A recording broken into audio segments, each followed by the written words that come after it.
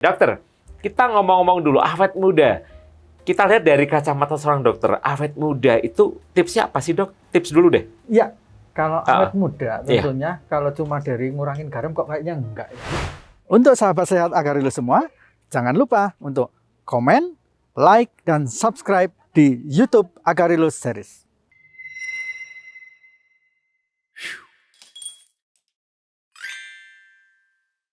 Halo, apa kabar pemirsa dan juga pendengar ada di manapun Anda berada. Kita ketemu lagi di acara Bincang Sehat bersama dengan Agarilus. Dan kita masih di tempat yang dingin ya. Ini di Puncak Lawu. Tepatnya di Hortus Medicus Wellness Center. Dan kali ini kita akan berbincang-bincang seputar kesehatan bersama dengan dokter kita, Dokter Danang. Halo dokter. Halo, saya. Wey. Ya, sehat ya. Kita selesai dokter ya. Iya. Amin, amin, amin. Awet muda nih kayaknya nih. Kita ya awet muda loh ya. Kita sepantaran sebenarnya. Oke, pemirsa, dan jangan lupa saya informasikan sekali lagi pemirsa akan bergabung bersama kita di media sosial kita di IG dan TikTok di Agarilus Official dan juga Facebook dan YouTube di Agarilus Series. Baik, kita baru-baru ini dihebohkan nih biar seru bahasanya. Drummer dari band apa namanya? Dewa 19. Dewa 19 yang kemarin habis konser, saya habis tiket nih nggak kebagian tiket jadi nggak nonton ya. Oke, Tio Nugros. Nah, Tio ini Dok. Dari zaman ke zaman kalau kita lihat di Instagram atau di medsos ya, itu foto dari tahun 2003 ke 2023, face-nya ini masih tetap sama. Awet muda. Iya. Nah, ini katanya saya baca di artikel itu Tio Nugros tidak mengkonsumsi garam. Nah, nanti juga kita akan bahas juga nih, apakah garam ini berpengaruh dengan yang namanya apa ya, awet muda atau apa ya? Kita perlu menghindari garam deh kayak buat kita awet muda atau tetap apa ya, glowing lah. Tapi kita nggak tahu ya dok ya. Kita akan bahas di tema hari ini, ya ini seputar pengaruh garam ya. Ini kurangi garam bisa bikin awet muda seperti Tio Nugros. Oke dokter, kita ngomong-ngomong dulu awet muda. Kita lihat dari kacamata seorang dokter, awet muda itu tipsnya apa sih dok? Tips dulu deh. Ya, kalau awet muda tentunya kalau cuma dari ngurangin garam kok kayaknya enggak ya. Enggak ya? Enggak, iya. Apa nih dok harusnya? Awet muda itu kan multifaktor Mas ya. Banyak sekali Banyak ya? sekali. Oke. Ya, itu tadi mungkin salah satunya ya. Salah satunya. Dalam konteks adalah menjaga makanan. Ya, tentunya selain menjaga makanan, tentunya bisa juga adalah dari perawatan juga bisa ya. Nah, perawatan juga bisa. Nah, kemudian tentunya juga adalah dari dalam kita nih, kita happy nggak nih ya? Orang yang suka merengut ya, dibanding yang suka ketawa-ketawa tentunya pasti lebih pasti beda ya, gembira ya kan. Bener. Nah, dari kejiwaan kita ya kan, kita suka happy di dalam jiwa yang gembira tentunya nanti akan memberikan dampak pada fisik kita juga. Betul, jadi betul. kalau bicara mengenai awet muda tentunya berbagai faktor ya. Banyak faktor ya. Makanan, lifestyle kita, ya kan?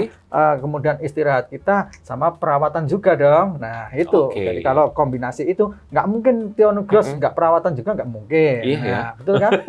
Apalagi artis ya. Iya betul. Oke, sekarang nggak kalah loh sama ibu-ibu tetangga sebelah itu. Wih, ini mukanya glowing-glowing. Ternyata perawatan juga. Iya, tetapi mungkin juga dilihatnya kayaknya kalau melalui proses yang panjang kan tadi. Kalau instan ya kayak Titi DJ aja, oplas gitu udah selesai gitu ya. Woi, saya panggil loh kemarin lihat Titi DJ. Ini perlu kita bahas lagi dok ya, yang Titi DJ spesial nih. Oke, kita mengenal istilahnya Tio Nugros ini seperti apa ya? Seperti vampir, awet muda. Itu, tapi bukan penghisap darah loh ya.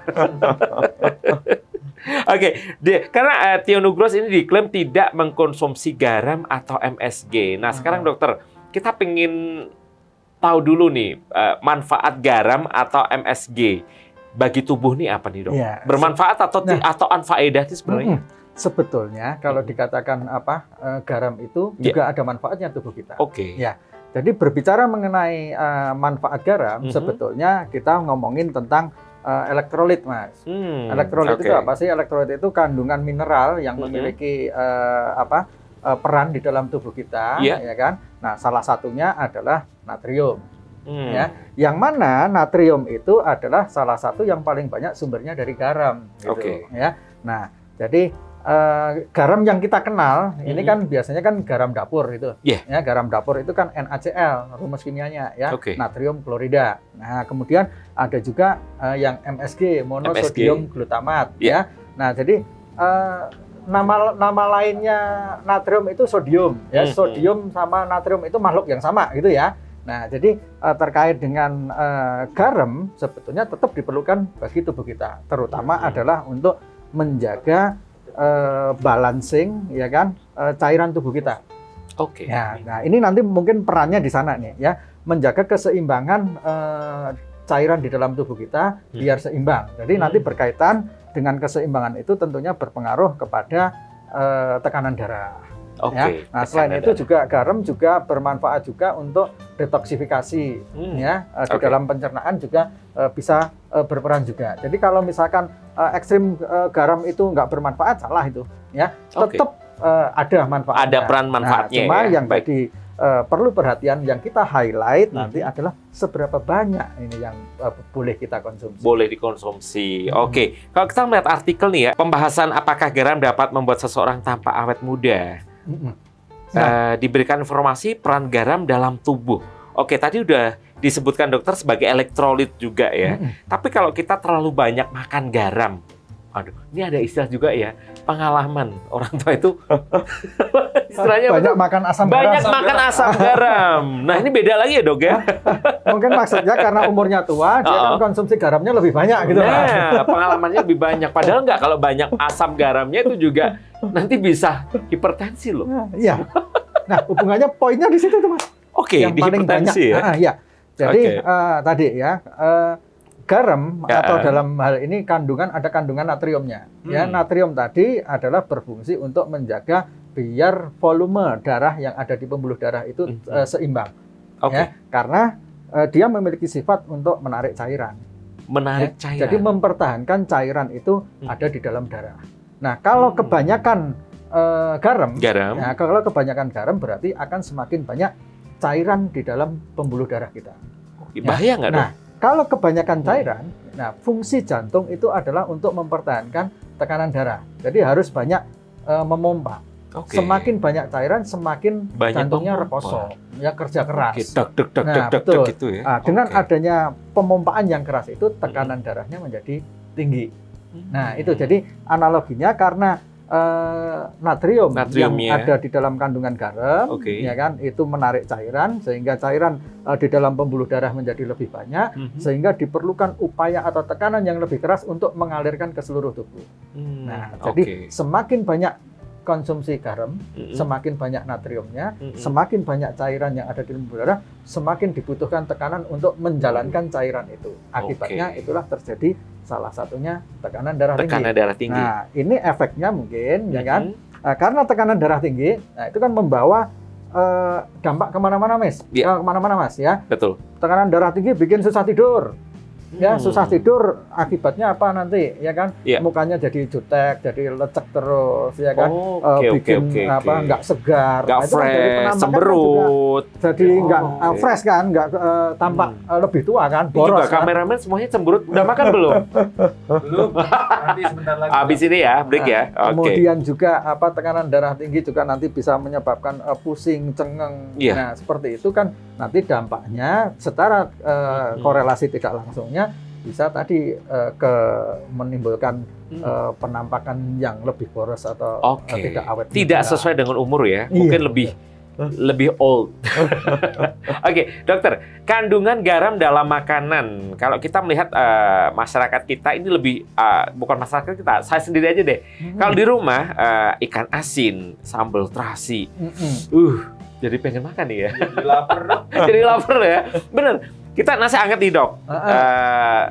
Ikan asin, sambal terasi, masih tambah kerupuk. Itu kalau kita total jumlah porsi garamnya ini kan sudah melebihi ambang batas. Nah, kita berbicara dalam tubuh manusia ini kira-kira dalam sehari itu diperlukan berapa kandungan garam? Nah, jadi kalau setara ukuran rumah tangga yang paling gampang ya, maksimal sehari kita konsumsi itu adalah 1 sendok teh.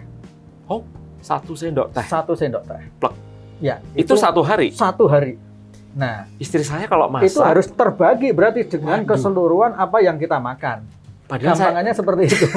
orang kalau makan ya, kalau masak lah ya, nasi garamnya udah sesendok gede nih. Iya. Oh kurang, masih tambah MSG, masih tambah garam dikit lagi deh. Waduh, ini berarti juga itu ini yang ya. jadi apa? Karena konsep kita ya kan Iya. di budaya Indonesia itu kan suka makanan yang gurih ya. Nah, Nah, betul. itu ya suka makanan yang gurih, di mana salah satu sumber dari gurihnya itu kan biasanya dari Garam. garam. Nah, ini Betul, kadang betul. juga yang perlu pembiasaan. Pembiasaan. Ya, Oke. pembiasaan. Jadi sebetulnya kan konsep budaya ya. Iya. Masyarakat Jepang misalkan, ya kan masyarakat Jepang itu terbiasa lebih tidak segurih kita, ya kan. Nah, kita melihat kan mereka juga umurnya panjang-panjang, Oke. ya. Kemudian Jepang, Korea kulitnya juga banyak glowing-glowing. Salah satunya mungkin juga karena penambahan asupan garam dari luar itu lebih sedikit, ya, karena sudah terbentuk di dalam makanannya. Sebenarnya kan makanan itu kan betul sudah ada memiliki rasa asin atau gurih dari alaminya kan, tidak perlu penambahan dari luar. Nah, repotnya kita juga di meja makan kita juga ada tambahan untuk garam, ada tempat untuk garamnya ya. Sudah rasanya asin, ini tambahin dibur-burkan lagi lah. Bukan apalagi di cuma tempat cabai. makan ya, itu kan juga ada banyak ya, Dok ya, garam halus, terus merica halus, kecap. Nah, itu kan padahal kecap itu juga sebenarnya sudah ada kandungan sudah ada garamnya kandungan juga, garam. kan. Nah, berarti kita bisa bayangkan bahwa kita ini di sekeliling kita sudah banyak garam-garam. Garamnya ini. Nah, udah betul. di kerupuk udah Iya. ada garamnya, di olahan daging. Aduh, Ditambah banyak garam. banget ya. Oke, garam. Iya, dokter. Selain garam, banyak yang mungkin cara pemakaian tidak teratur bisa mengakibatkan sesuatu yang kurang bagus. Tapi ini juga banyak manfaat dari garam. Salah satunya adalah sebagai detoksifikasi dan anti stres. Kok bisa ya, Dok? Gimana nih? Ya, karena tadi natrium, ya kan, kandungan dari garam kan natrium klorida. Itu salah satunya adalah selain menjaga keseimbangan cairan, juga berfungsi di dalam sel saraf kita, Oke. mengatur kerja sel saraf kita. Nah, kalau misalkan salah satu kekurangan asupan natrium, dalam hal ini sumbernya dari garam, bisa mengganggu juga kerja sel saraf kita. Ya, misalkan kita butuh rileks, kita butuh tidur, ya kan, di sana berperan adalah sel saraf. Nah, kalau misalkan terjadi asupan garam yang malah justru berkurang, akan mengganggu kinerja saraf kita juga. Itu ke sana. Jadi memang paling baik itu vetiver, Mas, ya. Apa Yang itu? sedang-sedang saja. Gitu. Kalau saya bukan, saya alam Mbah Dukun. Apa tuh Mas Arya? Hah? Apa tuh Mas Adiknya. Arya? Saya Ya. suka gerakannya aja sih.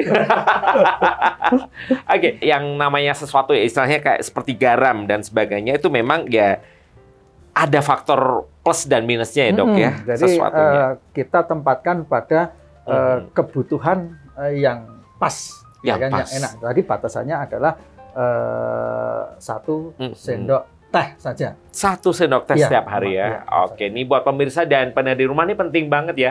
Asupan garam setiap hari kita takarnya minimal 1 sendok teh. Berarti sendok teh itu Maksimal, kecil. Mas. Oh, maksimal. Maksimal, iya. Waduh, ya udah. Ini saya harus sulit ya. Jujur loh, saya beli makanan misalkan di soto atau apalah, bakso atau apalah. Itu kan kuahnya udah asin ya. Asin. Masih tambahin ini garam. Aduh. Oke, berarti saya harus request no garam, no micin kali ya. Iya. Tapi bener loh, Dok ya. Nah, paling enak apalagi mie instan kan. Waduh. Nah, mie instan itu kan asin, ya kan. Tadi nyinggung MSG-nya banyak juga. MSG kan juga garam juga. Nah, makanya katanya kan Tio Nugros nggak makan mie instan 3 tahun, Mas. Tahan nggak kuat? Nggak kuat. Oke, Dok. Tapi berarti dengan kita kelebihan mengkonsumsi garam kan banyak sekali penyakit-penyakit yang akan timbul. Ya. Apa aja nih, Dok? Boleh sebutkan nih, Dok? Yang paling apa perlu diperhatikan terutama hubungannya dengan cairan tubuh dan sel saraf tadi, makanya kardiovaskuler, ya. Kardiovaskuler itu yang paling gampang dijumpai adalah hipertensi atau tekanan darah tinggi. Nah, hipertensi karena tadi ya sudah kita bahas kenapa garam bisa menimbulkan hipertensi. Nah, hipertensi kan bisa lari kemana-mana, Mas. Bisa kena stroke, ya. Bukan 5 stroke ya, tapi stroke ya. Stroke ya. Satu aja ya. Ya, satu aja. Kemudian juga serangan jantung, ya kan. Nah, ini yang fatal kan, yang ditakutkan kan seperti itu. Nah, makanya sedari mungkin kalau kita ingat bahayanya, Nah, ini kadang masyarakat Indonesia itu harus ditakut-takuti kadang gitu ya. Tapi nggak juga kita harus paranoid banget gitu ya. Nah, cuma untuk kewaspadaan bahwa ada resiko yang lebih besar yang harus kita bayarkan apabila kita tidak menjaga makanan kita. Ini berarti poinnya itu ya, menjaga makanan. Iya. Salah satunya garam yang terkandung. Dokter, ini juga ada kita bahas ke Theonougros tadi ya, karena Theonougros ini dibilang nggak bisa tua gitu. Dan kita memang nggak tahu ya. Saya juga punya sahabat atau keluarga sih, umurnya tuh udah 60 tapi kayaknya si Pak D saya itu nggak berubah loh. Baby face. Padahal juga nggak operasi plastik, nggak perawatan, tapi ya semua bawaan sendiri-sendiri. Ini tapi ada juga nih dok artikel yang membahas tentang sindrom yang membuat tampak seperti lansia atau lebih tua, ini yang namanya kutis laksa. Ini apa nih dok? Itu termasuk yang langka itu mas ya. Yang langka? Langka dan termasuk salah satu kelainan genetik. Salah satu kelainan bawaan ya. Jadi bawaan dan itu cukup langka. Tapi pada intinya adalah kenapa dia disebut penuaan dini? Karena biasanya karena terkait dengan elastisitas tubuh yang berkurang jauh. Semuanya jadi kendor, melorot. Kulitnya ya kan harusnya kulit wajah itu kan kenceng ya. Tarik benang kayak gitu ya. Nah, karena dia terkena serangan semua yang mengencangkan itu jadi kendor. Nah, akibatnya muncullah wajah-wajah penuaan. Ya bukan cuma di wajah. Bahkan sampai ekstrim. Mohon maaf seperti lansia, sampai berkerut, sampai ya seperti nenek-nenek lah. Bahkan yang paling fatal bisa juga itu sindrom itu tadi juga menyebabkan kayak hernia, turun berok. Ya karena semua yang jaringan ikatnya itu nggak mampu mengikat kenceng. Nah ini ya, jadi tapi itu juga cukup langka. Langka ya, baik. Jadi bukan sesuatu yang terus didapat gitu didapat. Jadi itu kira-kira persentasenya dari sekian ribu orang berapa nih? Berapa banding berapa nih? Sangat langka sekali, Mas. Sangat langka sangat langka. Ibaratnya 1 banding 1 juta aja nggak ada. Ya jadi ya ibaratnya bukan dalam tanda kutip sial gitu nggak sih ya, cuma kebetulan aja itu kebetulan ya. Baik. Dan kita juga tahu bahwasannya kenapa seseorang terlihat tampak lebih tua dari orang-orang seumurannya. Nah, tadi kita di awal udah bahas nih dok, faktor-faktornya apa ya? Mungkin stres juga ya, misalkan faktor stres nggak bisa ngelola nih, apa ya? Kalau profesi dokter kan, setahu saya teman saya dari dokter tuh baca buku tuh bisa sampai segini loh dok. Nah, itu juga mengurangi faktor stresnya gimana? Pengelolanya. Ini tinggal pengelolaannya ya. Pengelolaannya betul nih, kita bahas pengelolaannya. Faktornya kan bisa dari makanan, bisa dari lifestyle maupun pengelolaan stres ini penting juga. Ya. Nah, salah satunya adalah kita juga harus healing time itu juga ada, Mas. Jadi kayak kita di sini healing ya. Betul.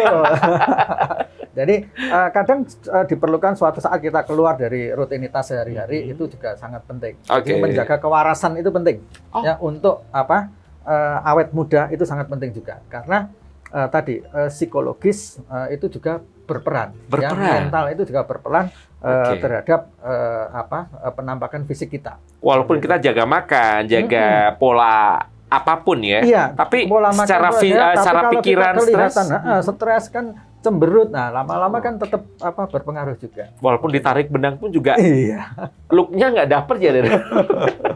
Kalau faktor genetik gimana dong? Kalau faktor genetik itu juga ada, ya kan? Nah, faktor genetik juga ada. Tetapi tadi kalau faktor genetik kan kita nggak bisa modifikasi, Mas. Ya kan? Sudah bawaan sudah gift, ya kan? Nah, tetapi yang bisa kita modifikasi adalah gaya hidup, ya kan? Lifestyle, cara makan. Ini yang bisa kita pengaruhi. Ya kalau berkaitan dengan genetik, keturunan dan sebagainya, dah syukurin aja lah ya. Tetapi yang bisa kita ubah adalah bagaimana kita menjaga lifestyle kita, gaya makan kita, pola istirahat kita, olahraga kita, ya. Ini yang paling perlu diperhatikan. Seperti itu. Oke. Berarti kita memang intinya di sini menjaga porsi segalanya ya dok ya. Makanan, bahan makanan, dan asupan-asupan yang kita perlukan juga. Oke dokter, ini terakhir nih dok, pertanyaan untuk mewakili pemirsa yang ada di rumah juga. Tips dan trik pola hidup sehat biar kita awet muda. Ya. Apa Nah, nih? ini Saya lihat dokternya awet muda juga ya, loh. saya kayaknya seangkatan sama Theo Nugros nih. Oh, bisa jadi ya. Apa nih dok? Ini Tips yang dan perlu triknya, Dok? diperhatikan juga ya. Tadi hampir kelewatan, Mas. Apa ya. nih? Terkait dengan ini kan sekarang kita di Tawangmangu Ya. seperti ini melihat tadi tanaman-tanaman obat. Ya, Kita betul bisa sekali. memanfaatkan bahan alam untuk awet Betul. muda. Apa nih? Kira-kira Nah, ya. nanti saya bisa ambil atau bisa beli deh. Nah, yang paling sering sekarang ini juga lagi banyak dibicarakan adalah kolagen, Mas. Kolagen. Kolagen. Ini ada tanaman kolagen atau yang mengandung kolagen apa nih Nah, dok? jadi gini, kolagen itu kan fungsinya untuk menjaga elastisitas. Nah, Hmm. tadi kan kelenturan. Kelenturan. Nah, karena kunci dari awet muda itu kan biasanya kulitnya masih kenceng tuh. Oke. Ya, nah, kenceng untuk menjaga kekencangan kulit ya, bukan kencang yang lain loh ya. Waduh, ini ya. itu beda ya nanti Tapi ya. kekencangan kulit kita Oke. ini kolagen sangat berperan penting banget.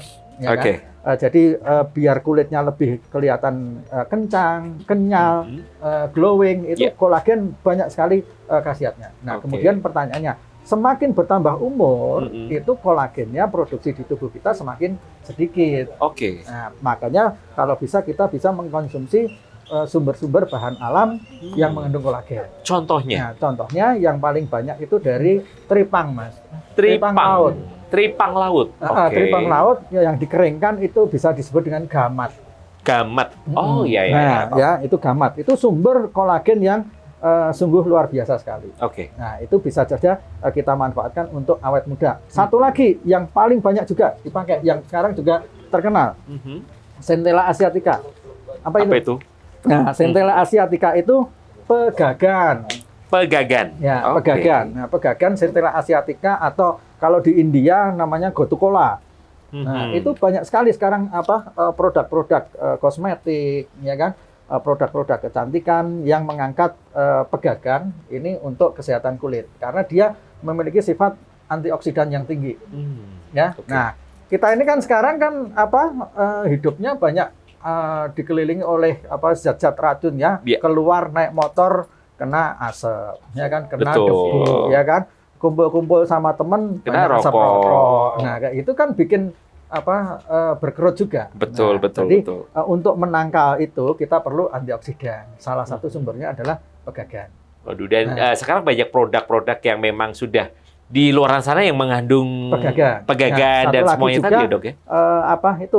Dari propolis. Propolis. Propolis. Oke. Propolis itu juga bagus banget juga untuk kecantikan. Ya, Mhm. apalagi kalau kita bisa combine, ya kan, ada kolagen tinggi, ada antioksidan, pegagan, ada propolis. Wah, itu sip banget juga Sip untuk banget.